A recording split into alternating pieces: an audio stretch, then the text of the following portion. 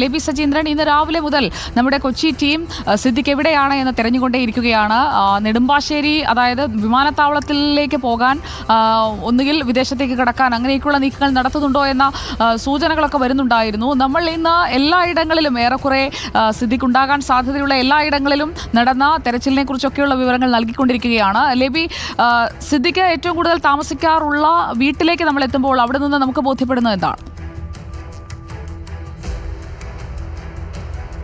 സുജയ, സിദ്ദിഖ് സമീപകാലത്ത് ഏറ്റവും അധികം സമയം ചെലവഴിക്കുന്ന വീടാണ് കുട്ടമശ്ശേരിയിലുള്ള വീട്.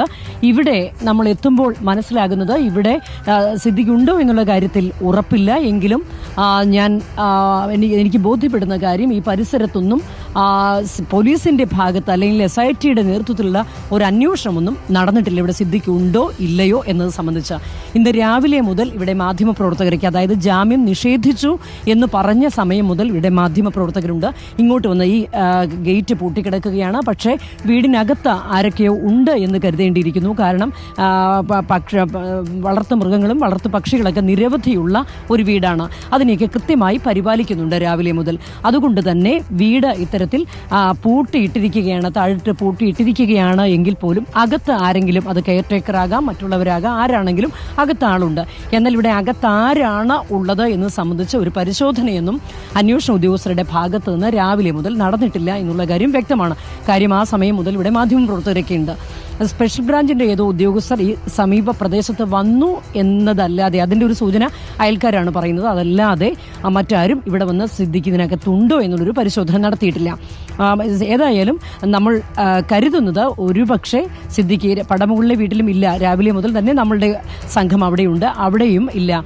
എന്നാൽ മകൻ വൈകുന്നേരത്തോടുകൂടി അഡ്വക്കേറ്റിനെ കാണാൻ വന്നിട്ടുമുണ്ട്. അപ്പം മറ്റേതോ സ്ഥലത്തു നിന്നാണ് വന്നിരിക്കുന്നത്. അപ്പോൾ സിദ്ദിഖും കുടുംബവും ഏതെങ്കിലും ഒരു സുരക്ഷിതമായ ഇടത്താണ് ഉള്ളത് എന്നുള്ളൊരു നിഗമനത്തിൽ അങ്ങനെയെങ്കിൽ നമ്മൾ എത്തേണ്ടിയിരിക്കുന്നു.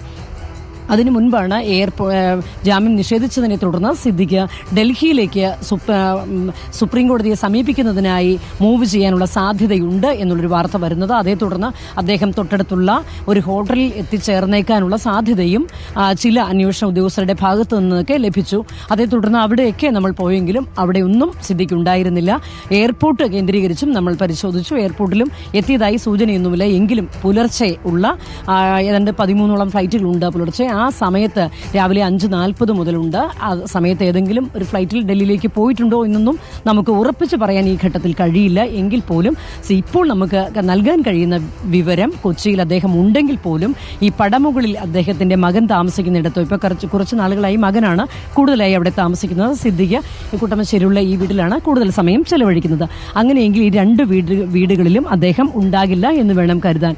സ്വാഭാവികമായും സിദ്ദിഖുമായി ബന്ധപ്പെട്ടുള്ള ഏതെങ്കിലും സുരക്ഷിത കേന്ദ്രത്തിൽ അദ്ദേഹം ഉണ്ടാകും. അദ്ദേഹത്തിന്റെ ഭാര്യയും മക്കളും ഉണ്ടാകാം. സിദ്ദിഖിന് വളരെയധികം ബന്ധങ്ങളുള്ള സ്ഥലമാണ് കൊച്ചി. സിനിമാ ലോകത്ത് വളരെ ആഴത്തിലുള്ള, വളരെ വ്യാപിച്ചു കിടക്കുന്ന സൗഹൃദമുള്ള ആളാണ്.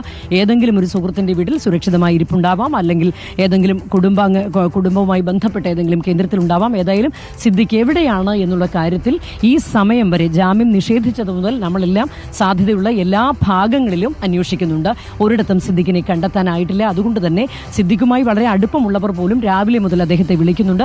അദ്ദേഹത്തിന്റെയും അദ്ദേഹത്തിന്റെ ഭാര്യയുടെയും മക്കളുടെയും എല്ലാം ഫോൺ സ്വിച്ച് ഓഫ് ആണ്.